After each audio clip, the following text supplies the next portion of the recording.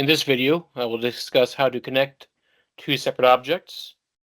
As you can see, these are two objects. I can click on them one at a time. Only one of them highlights. If I select more than one of them at a time, one of them is green, one of them is white. You'll never see all green or all white when you have multiple objects selected. Now, if I want to connect these together, the first thing I have to do is to make sure that they are no longer two separate objects, but one combined object. So to do that, I go to Mesh, Combine. If in the future I ever want to decombine two objects that have been connected, I can always go to Mesh Separate. But for the time being, I'm going to leave it as they are. And you can see that they're one object because they're both green. When it comes to anything under Edit Mesh and Mesh Tools, they have to be the same object. Green means go. If they aren't both green, you can't use either one of these sets of tools. All right, so first tool I'll talk about is under Mesh Tools, Append to Polygon. And you'll notice as soon as I hit Append to Polygon, the border of these two planes suddenly highlights. That's because Append to Polygon will only work on border edges.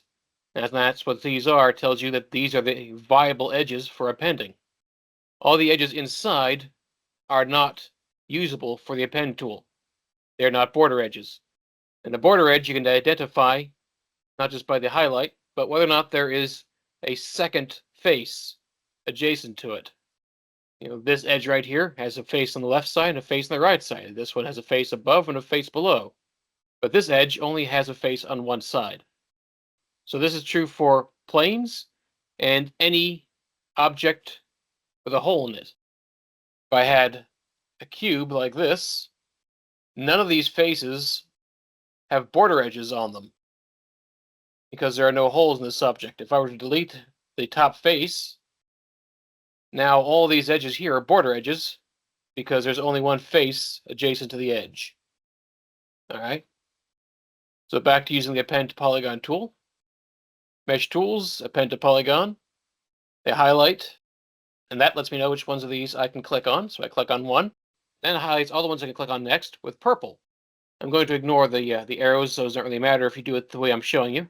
And so I can click on one of these, specifically the one opposite, press Enter, and now I've got a brand new face. Mesh Tools, Append to Polygon tool, click, and click, press Enter. Now, rather than having to go back up to Mesh Tools every single time, I could press G on my keyboard, and what G does is it lets me repeat using the same tool that I just finished using. So once I hit G, that highlights, click this, and instead of hitting Enter, I can just press G a second time, and it immediately stops performing the previous append and lets me start using the next one. Click, click, G, click, click, G, and be careful, if you miss, even by just a tiny bit, it will tend to append to the grid instead. And we don't want that. But you can't undo it. If I were to undo it, it will actually undo the last one I did as well. This face up here suddenly disappears. If I make a mistake, don't use Z to undo, use backspace, and then you can try again. Other thing to keep in mind is I'm only doing one edge to one edge. If I try to do multiple edges, all the way around, like that, well, the problem is I have now created an n-gon, and I have to go through the effort of cleaning that up afterwards. Remember, n-gon is any face with more than 4 vertices. And even though this looks like a rectangle, just like all the others in here, there's in fact 1, 2, 3, 4, 5, 6, 7, 8, 9, 10, 11, 12 vertices on this one face. So don't do that. You'll create n-gons, that'll make a mess of things. So instead, I just do one edge to one edge, hit G, one edge to one edge, hit G, one at a time, until I'm completely finished. And then I press Enter, and these are now connected. Now, the append is great if I've got one or two faces I need to quickly fill in. Oftentimes, when you're working, you may decide that, oh, the thing I've just made is more trouble than it's worth. Like if I were to start extruding, and then at some point I accidentally get a little twisted in what I'm doing, I might look at this and think, oh dear, look at this mess. Well, I got two options. You can either try to figure out how to fix this mess, or I can do what I like to call amputate the infected limb, and just delete the entire mess, and then go back to my mesh tools, append to polygon, edge to edge, fill in the gap, and move on.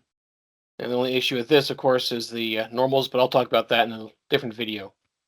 So I find the append is useful if I'm trying to do one face here or there in the object to fix. But in a case like this, when I've got a whole bunch of faces I want to append across, the append gets a little, well, tedious, as you probably just noticed. Instead, in this case, I would use something called the bridge tool. Now, the bridge tool is slightly different from the append. The append tool, I don't need to select anything beyond the object I'm going to be using the append on. As soon as I hit append, it tells me which edges I can click. But for the bridge tool, I have to first highlight the edges I want to bridge across. So I'm going to click that one up there and shift double click down here. That gets all those edges. And I can shift click on this edge and shift double click down here, and that gets all those edges. And I have to make sure I got the same number of edges on each side. In this case, 10 on each side gives me 20. I go to edit mesh, bridge, and there it is. All in one go. The only reason I would use the append instead of the bridge is because if I have just one edge and one edge, it feels like it takes longer for me to click the edges first and then go to the bridge tool. If I use the pen, I just click and I'm done. But with multiple edges, it is faster to do it this way.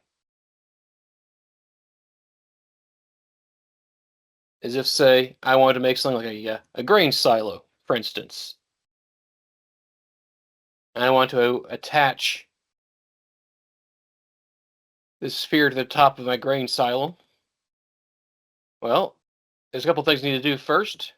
First things first, they're two separate objects. I have to combine them. So mesh, combine.